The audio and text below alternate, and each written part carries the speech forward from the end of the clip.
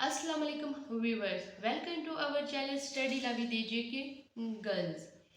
Video शुरू करने से पहले मैं आप सबसे रिक्वेस्ट करूंगी हमारे इस चैनल को सब्सक्राइब करें, शेयर करें एंड लाइक करें।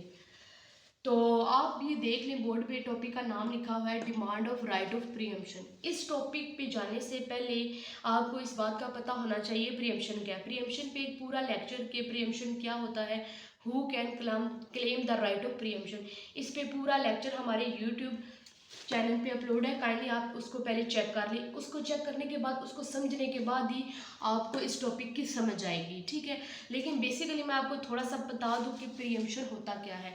प्रीएम्पशन को उर्दू में बोला जाता है हक शुफा, यानी कि जो प्रीएम्पशन होता है ये एक लीगल कंसेप्ट है जो किसी प्रॉपर्टी को बेचने से पहले जो उसकी शेयर होल्डर्स होते हैं, उस प्रॉपर्टी के पार्टनर्स होते हैं या उस प्रॉपर्टी के जो मेंबर्स होते हैं, ठीक है, उनको प्रॉपर्टी खरीदने का पहला हक दे दिया जाता है।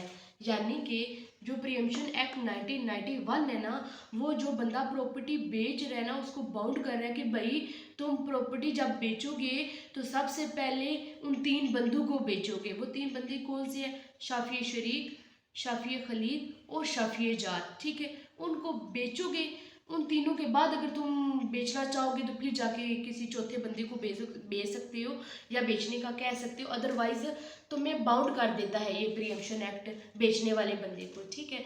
तो इस पे प्रीएम्पशन क्या नाम है उसका, शाफी शरीक कौन होता है, शाफी खलीद क्या होता है, शाफी जार क्या होता है, ये आपने पूरा लेक्चर हमारे इस यूट्यूब चैनल पे जाके विजिट करना है और समझना है। अब हम अपने असली टॉपिक की तरफ में आते हैं, यानी कि demand of right of preemption, ठीक है। इसको सेक्शन नंबर 13 प्रीएम्पशन एक्ट 1991 का वो डील कर रहे हैं। यानी कि जब आपको पता चल जाए कि जो प्रॉपर्टी बेच दी गई है, ठीक है, उस पे आपका प्रीएम्पशन का राइट था, आप उस प्रॉपर्टी के शाफी शरीक थे, शाफी खलीद थे या शाफी जार थे, ठीक है, वो प्रॉपर्टी हकीकी तौर पे आपको मिलनी चाहिए थी, मगर उस शख्स ने किसी और बंदे को बेच दिया, किसी चौथे बंदे को बेच दिए। देखिए, जो प्रीएम्पशन एक्ट 1991 है ना, वो तीन बंदों को कह रहा है। शाफी शरीक पहला हक है, शाफी खलीद दूसरा है, शाफी जार। इन तीनों को उसका काम बनता है कि वो इन तीनों को बेचे। अगर इन तीनों को नहीं बेचा फिर जाके ना वो किसी चौथे बंदे को करे। लेकिन यहाँ पे सिचुएशन ये हो गई है कि आप उस प्रॉपर्टी के शाफी शरीक थे, शाफी खलीद थे या शाफी जार थे, मगर उसने आपको छोड़ के किसी चौथे बंदे को प्रॉपर्टी बेच दी है। अब आप किस तरह डिमांड कर सकते हैं? राइट ऑफ प्रीएम्पशन डिमांड एक सूरत में होगा जब उस बंदे ने प्रॉपर्टी को सेल कर दिया। अब ये नहीं है कि अभी वो प्रॉपर्टी सेल ही नहीं हुई और आप कहेंगे कि यहाँ पे मैं राइट ऑफ प्रीएम्पशन डिमांड करूँगा, ऐसा बिल्कुल भी नहीं होगा। और जो सेल है ना, वो वैलिड सेल होनी चाहिए। वो डिमांड कैसे करनी है तो वो आपको सेक्शन नंबर 13 बताएगा, ठीक है। यानी सेक्शन नंबर 13 की अगर आप हेडिंग देखें, essential requirement for invoking the right of preemption, जो डिमांड है ना ये तीन तरह से होती है जी। First demand, second demand and third demand. जो फर्स्ट डिमांड है इसको तलबे मुआतिबत यानी कि इमीडिएट डिमांड कह सकते हैं, जंपिंग डिमांड कह सकते हैं। दूसरा हमारे पास आता है सेकंड डिमांड, जिसको तलबे इशद या इशाद कह सकते हैं, यानी कि ये शहादत से लफ्ज़ निकला है, ठीक है। और इसके बाद हमारे पास आता है थर्ड डिमांड, जिसको तलब खशूमत कहते हैं। ये कोर्ट के थ्रू डिमांड होते हैं। अब हम वन बाय वन डिटेल से देखेंगे कि फर्स्ट डिमांड क्या होता है, सेकंड डिमांड क्या होता है और थर्ड डिमांड क्या होता है। राइट ऑफ प्रीएम्पशन को डिमांड करने का तरीकाकार क्या है? आप तीन तरह से डिमांड कर सकते हैं। जो पहली डिमांड है वो तलब मुआतिबत है, ठीक है, जिसको आप जंपिंग भी कह सकते हैं, जंपिंग डिमांड भी कह सकते हैं और इमीडिएट डिमांड भी कह सकते हैं, ठीक है। अब हम इसकी डेफिनेशन को देखते हैं कि ये क्या है।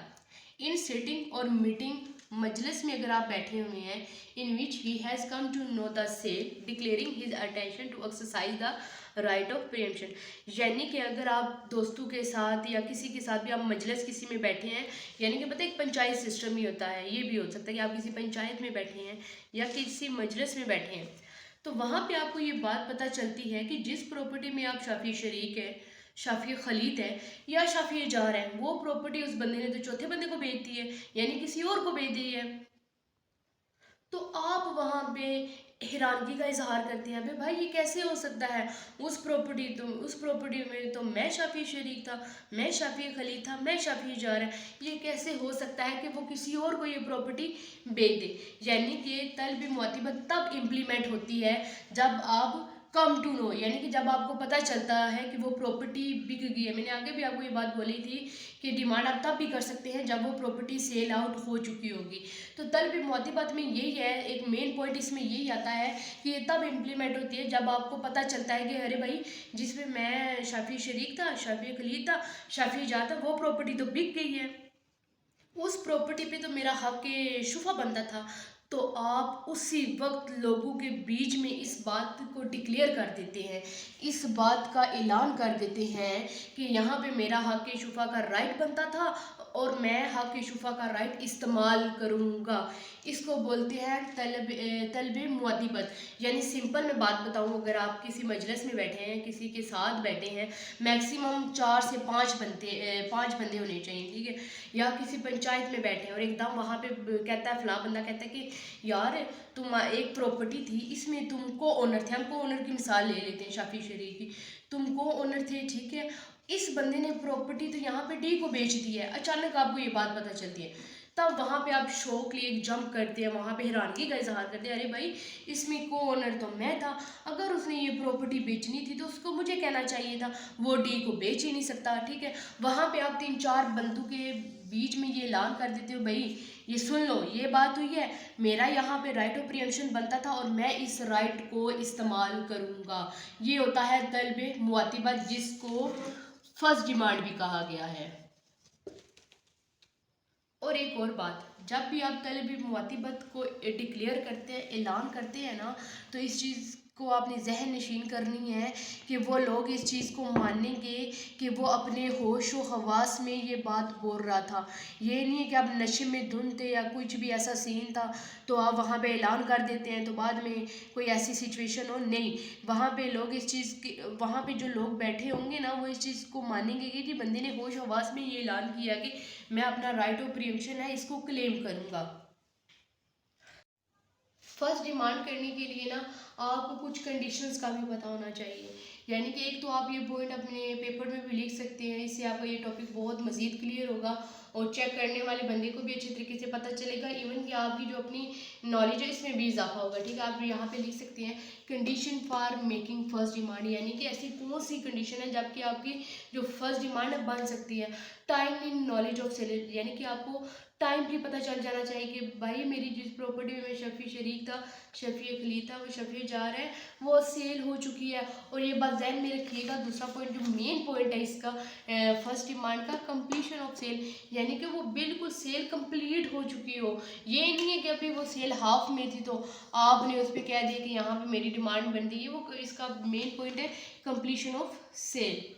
अब जो हमारे पास दूसरी डिमांड आती है जिसको सेकंड डिमांड भी कहा गया है, वो है तलब इशद, जिसको तलब तकरार भी कहा जाता है। इसका मतलब है डिमांड बाय एस्टेब्लिशिंग एविडेंस, यानी कि आपने पहली डिमांड कर दी है, वो आपने डिक्लेयर किया, ऐलान किया, ठीक है, तो इसके बाद वो पहली डिमांड होगी, अगर आपका उससे मसला हल नहीं होता तो आप दूसरी डिमांड करते हैं। दूसरी डिमांड क्या होती है, सेंड नोटिस, यानी कि जिस बंदे ने वो प्रॉपर्टी बेची है, जिस पे आपका हक था, शफी शरीक का, शफी खलीद का या शफी जार है, आप उसको एक नोटिस सेंड करेंगे अटेस्टेड बाय 2 ट्रूथ विटनेस, जो कि 2 गवाहान की मौजूदगी में, वो गवाहान जो होंगे वो सच्चे होंगे, हक पे मबनी होंगे, ठीक है, उनकी मौजूदगी में आप उसको नोटिस भेजेंगे कि भाई यहाँ पे मेरा राइट ऑफ प्रियम्पशन बनता है, ठीक है, और वो with in 2 week from the date they acquired this knowledge, पहली डिमांड के 2 वीक में आपने अपनी सेकंड डिमांड करनी है। इसका ये टाइम पीरियड है 2 वीक्स, यानी कि पहली डिमांड के तकरीबन 2 वीक के बाद आपने सेकंड डिमांड करनी है, ठीक है। तो पेपर में ये हाल ही इसका ये नहीं लिखना कि तलब इशद इतना सा है, आपने इसके में एक पॉइंट देना है कंडीशन, ठीक है, कंडीशंस।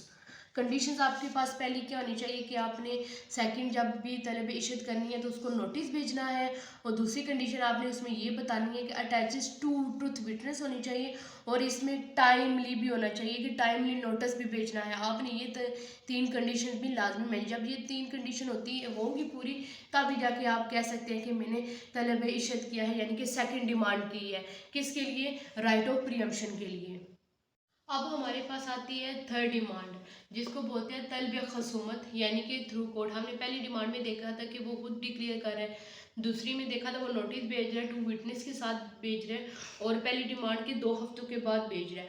अब ये 2 काम किए तो फिर भी अगर उसको उस चीज़ पे कोई भी फ़ायदा हासिल नहीं हुआ, ठीक है, तो वो तीसरी डिमांड करेगा थ्रू कोर्ट, यानी कि वो कोर्ट को जाके अपनी सारी सिचुएशन बताएगा कि हजूर हमारे अदालत हजूर के हमारा यहाँ पे राइट बन रहा था, प्रीएम्पशन का राइट बन रहा था, लेकिन उस बंदे ने फलां को प्रॉपर्टी बेची है, काइंडली उसको बोलेंगे इस पे मेरा हक था, उस वो प्रॉपर्टी मुझे बेची जानी थी, ठीक है। तो इसकी डेफिनेशन क्या है कि preempted file a case in a court to demand their right and express their intention to acquire the property by exercising this preemption right. और वहाँ पे उसको ये इंटेंशन बतानी पड़ेगी कि intention to acquire the property, ठीक है। इस चीज़ को मद्देनजर रखते हुए अदालत फिर अपना फैसला करेगी, ठीक है, कि वो उसको कहती है या नहीं कहती, लेकिन इसके लिए कि वो पूरे डॉक्यूमेंट्स चेक करेगी, वो सब कुछ करेगी, ठीक है। लेकिन ये जो थर्ड डिमांड है ना, जो ये सेकंड डिमांड के 120 दिन के बाद के अंदर हो सकती है, ठीक है, यानी कि filing with in 120 days after the second demand. पहली डिमांड हुई तो हमने सेकंड डिमांड क्या पढ़ा था कि वो पहली डिमांड के 2 वीक बाद होगी।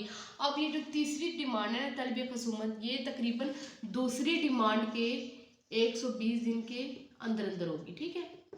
यानी कि दूसरी डिमांड होगी या नोटिस वगैरह हो गया, कोई भी रद्द अमल नहीं आया, उस नोटिस के टाइम के बाद बंदे के पास टाइम होगा 120 दिन के, वो उस 120 दिन के अंदर अंदर तीसरी डिमांड भी कर सकता है। अब यहाँ पे एक और आप पॉइंट बना सकते हैं, एज अ पेपर में भी बना सकते हैं और अपनी समझ के लिए भी बना सकते हैं। Condition for making third demand, third demand बनाने के लिए क्या कंडीशंस होनी चाहिए? Filing with in 120 days after the second demand, यानी कि आप थर्ड डिमांड तब कर सकते हैं जब सेकंड डिमांड हो चुकी हो और वो 120 दिन के अंदर अंदर होनी चाहिए, ठीक है। इसके बाद है कि आपको वो करनी है कॉम्पिटेंट कोर्ट के अंदर करनी है। ये नहीं है कि आपकी प्रॉपर्टी कहीं यहाँ कराची में थी और आप जा रहे हैं मुजफ्फराबाद में, जी वहाँ पे मेरा राइट ऑफ प्रीएम्पशन बन रहा है तो मुझे वहाँ पे राइट ऑफ प्रीएम्पशन दे, ऐसा नहीं होगा। ये याद रखिए कि ये कॉम्पिटेंट कोर्ट में होगा। ये था हमारा आज का lecture, demand of right of preemption, ठीक है, कि कौन डिमांड आप कब कब कर सकते हैं और कितनी डिमांड हो सकती है। तो डिमांड कितनी है? 3 डिमांड है, फर्स्ट डिमांड, सेकंड डिमांड और थर्ड डिमांड।